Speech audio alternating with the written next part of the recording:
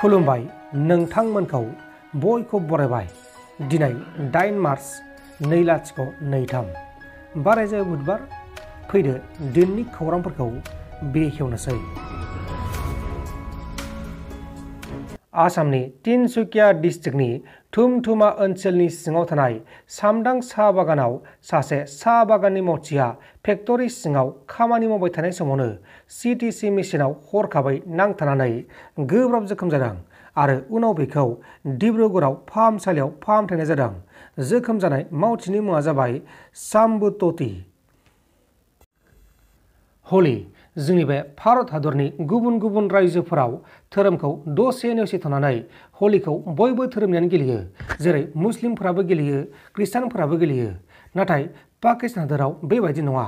बेबायदिनो हलिनि रंजाबाय थानाय समावनो पाकिस्तानाव मोनसे गिथाव बाथाव जाथाया सोराङाव फैदों। पान्जाब इउनिभार्सिटिनि निउ केम्पास सिङाव पाकिस्तान हादरनि लाहौराव हिन्दु फरायसाफोरा हलि गेलेबाय थानायनि जाहोनाव बिसोरखौ IJT एबा इस्लामिक जामेत तुलबा आफादा गाज्रि रोखोमै गाग्लोबदों आरो बे गाग्लोबनाय जाथायाव 15 हिन्दु फरायसाफोरा गाज्रि रोखोमै गोब्राब जोखोम जादों आरो बे जाथायनि भिडिअ'आ बे समाव बुहुमनाङैनो गोबां गोसारगासिनो दं एबा भाइराल जागासिनो दङ। रिपर्टनि बायदिब्ला फरायसाफोरखौ खुंथायानो हलि गेलेनो थाखाय गनायथि होदोंमोन, नाथाय IJT आफादा बे जाथायखौ खालामदोंमोन। दा बे जाथायनि सायाव IJTनि सायाव पुलिसनो केस होनाय जाबाय। झारखंड रायजोनि हाजारीबागआव सासे 12 बोसोर बैसोनि हौवासा गथ'खौ किडनेप खालामनानै लांनानै बुथारनायनि जाहोनाव 3 सुबुङा पुलिसजों एरेस्ट खालामजादों। हमजानाय 3 सुबुंनि गेजेराव सासे 15 बोसोर बैसोनि गथ'बो दंमोन आरो बिसोर 3 गथ'खौ लांखारनानै गथ'नि नखरनिफ्राय फन खालामनानै नोगोद 6 लाख रांखौ दाबि खालामदोंमोन। उनाव रांखौ होआ होनना बुंनायाव गथ'खौ बिसोरो बुथारखोमादों। हमजानायफोरनि मुङा जाबाय कार्तिक यादव, बे जाबाय 50 बोसोर बैसोनि, आशीष कुमार 36 बोसोर बैसोनि आरो 15 बोसोर बैसोनि हौवासा गथ'नि मुंखौ खौरां मख'नाय जायाखै। थांनाय साननैसो सान सिगां बिटिआरनि क'क्राझार डिस्ट्रिक्टनि सिङाव थानाय बड'लेण्ड इउनिभार्सिटियाव खुंफुंजानाय बड'लेण्ड इन्टारनेशनेल नलेज फेस्टिभेलाव 25 कोटी रांखौ खरसा खालामदों। बे 25 कोटी रांखौ खरसा खालामनानै बे फेस्टिभेलाव मा मोनसे ओंथि दं नामा होननानै BPFनिफ्राय सोंथि खालामदों।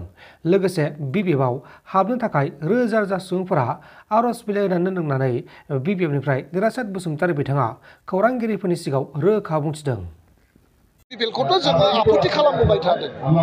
थांनाय दाख्लै इन्टारनेशनेल नलेज फेस्टिभेल बिथांमोना खुंबाय। बेवहाय बाजेटआनो 25 crore फैसाखौ बे फेस्टिभेलाव गारनायनि माबा अर्थ दं नामा? आरो फेस्टिभेल खुंनानै रायजो राजाफोरखौ बे जिथुनाखि यां जेनेरेसन, बे सेन्टिमेन्ट एक्सप्लयटेसन, बे कालचार मोजां मोनग्राफोरनि सेन्टिमेन्ट एक्सप्लयट खालामनानै गावसोरनि जिथुनाखि बेर्थता, बै बेर्थताखौ माने दोनखोमानो थाखाय बिथांमोना टाइम टु टाइम बेबादि मेला खुंबाय थादों आरो बे मेला खुंनायनि गेजेरजों बिटिसिआव खुनु धरनर राजुआ मोनसे उन्नति जाया। बेखौ जों सदाय रायजो राजानि खाथियाव बुंदों। 25 crore नलेज फेस्टिभेलाव इउनिभार्सिटिया बाजेट खालामनानै खुंबाय। बेजों मा लाब जाखो मा लाब जायाखै रायजो राजाया दिनैनि दिनाव बयबो सचेतन जाबाय। कनसियास माने बिटिसिनि कनसियास रायजो राजाया बेखौ दा बुजिनो हाबाय आरोखि। नाटकसो बियो मोनसे माजे माजे एटम बमा गावबाय थायो। रायजो राजाखौ माने बुरबक नंदों बा रायजो राजाखौ जाम्बा साजायनायनि माने बेना बेसो। बे गावनि मानसिखौनो नोङो आर'नाइ सोनानै टफि गानहोनानै BPFनिफ्राय 3000 हाबबाय, 4000 जोब्बाय, हाबबाय माबा हाबबाय होननाया जाहैबाय बिनि मोनसे राजनितिकसो। खुनु BPFआ UPPLआव थाङा। दा जोंनाव जोंनि BPFआव हाबनो थाखाय दिनै हाजार मानसिया दरखास्त होनानै दं। जों बुंदों जोङो गुबुन दोलोनि मानसिखौ दानो लाथ'वा। 1 मास 2 मासनि उनाव नोंथांमोना गोसो जानाय हिसाबै जों नोंथांमोनखौ नाजावना लागोन जोङो दा जोंनि दोलोखौ जों थिग खालामग्रोनि आनिफ्राय नोंथांमोनखौ जोङो लेंहरगोन होननानैसो जों बुंनानै दोनथ'यो। नोंथांमोन दासिमनि माखासे खौरांफोरा बेखिनिनोमोन। बेखिनिसिम नायनायनि थाखाय नोंथांमोननिसिम रोजा रोजा साबायखर। गोजोन्थों एसेनोसै। जै बर' हारिनि।